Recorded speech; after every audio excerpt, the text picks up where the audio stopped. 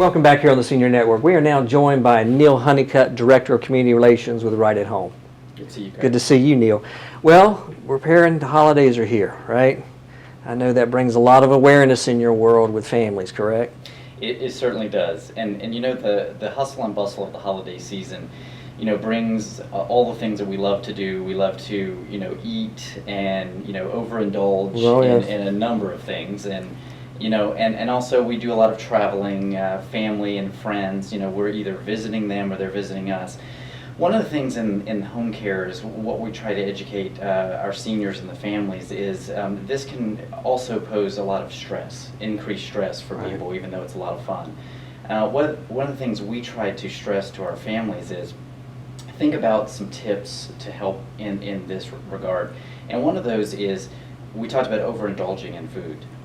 That's great. You know, we're all going to have certain holiday meals and traditions that we want to keep, and we want to eat certain foods, but what we're trying to do is, you know, if we know you're going to have a huge meal, say on Christmas Eve, maybe, you know, cut back a little bit during the other meals of the day. You know, still indulge and have those meals. Save it for the big one. That's right. Well, that goes along with drinking alcoholic beverages as well. Sometimes the medications that the seniors, seniors and other folks are taking, it can really affect and have an impact on those medications if they're overindulging in that too much. So that's something to be mindful of. The other thing that we all do, we all love to decorate, and you know, we put all this stuff out, and it's wonderful. It's part of the new year, part of the Christmas season, and the new year as well. Keep it to a minimum, and also maybe make sure that the pathways are clear, that you don't have tripping hazards. That Great point. It's something that we don't think about, you know, when we're younger. You're right, because I mean, and you know, in our business, fall risk is one of the main things that we deal with on a regular basis. It certainly is. It's one of the things that we get calls about every week, that someone has taken a fall, and a lot of times it's because of simple things that could have been avoided, literally in the home. And that even brings me to the topic of having pets, and you know, that can also cause the tripping hazards. And when you have people visiting, and sometimes those visitors bring their children and their small pets, and it's just things we never think about. But I can tell you, I've probably had a half a dozen of stories that have happened because of something like that. The other thing I talk about with our families is if they're traveling to see their loved ones, and they're, you know, flying, say they're flying cross country, it's probably best to get a non-stop flight, so they're not having to get out in the different airports and walk from one end to the other. I know they have you know, folks at the airports that will take you from one point to another, but it just causes a lot more confusion, and there's a lot more opportunity for someone with health conditions to have challenges. So that's one of the things that we recommend.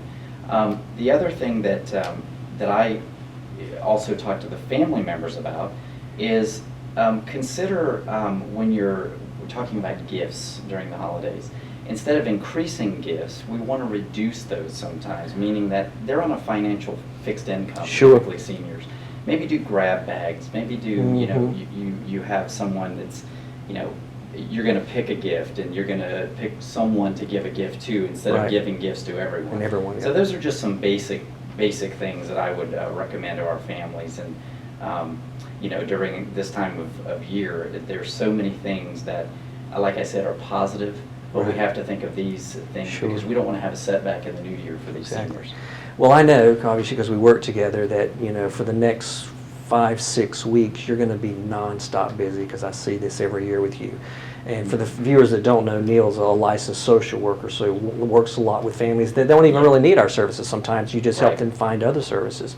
But as we always talk about, that our families coming into town now, and it is the reason we're so busy is what you've touched on. They're recognizing a lot of signs that they didn't know, that mom or dad maybe not as healthy as they thought, and then they just want to come in, someone like yourself, to talk to them. Tell me a little bit about that process, from them reaching out to, like, Right at Home, to what you would do. Yeah, absolutely. So a lot of families, whether it's you know, whatever holiday it is, especially this time of year, they do come in, and we get a tremendous amount of phone calls.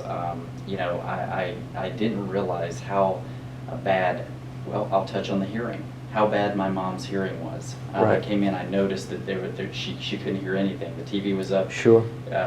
incredibly loud. They also come in and find out that they're not even taking care of themselves, maybe hygiene-wise. Right. They're just not as mobile as they used to be.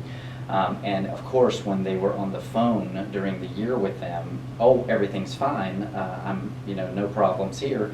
And then they get here, they realize that's not the case. So what they do is they call us. We go in for a free in-home consultation. Okay. I like to sit down in the client's home. Right. To sort of get an idea of Of what the the environment, environment exactly. is like, and also assess that individual. Right.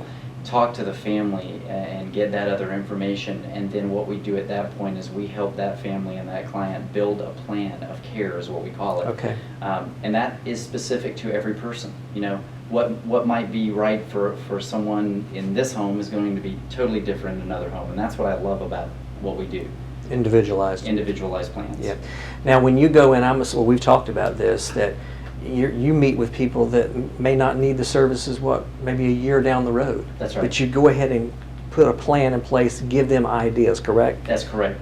We talk about that. We talk about resources that they can utilize right now, because Sure. maybe they're not interested. Maybe it's not the right time for the loved one. It takes a little time for them to accept where they are. Right. They've been independent their entire lives. Yeah. And so we leave that nugget of information and meet that person, and they feel comfortable with us. Right. Neil, thank you so much. Great information. Happy birthday, by the way, to you. Thank you very much, Greg.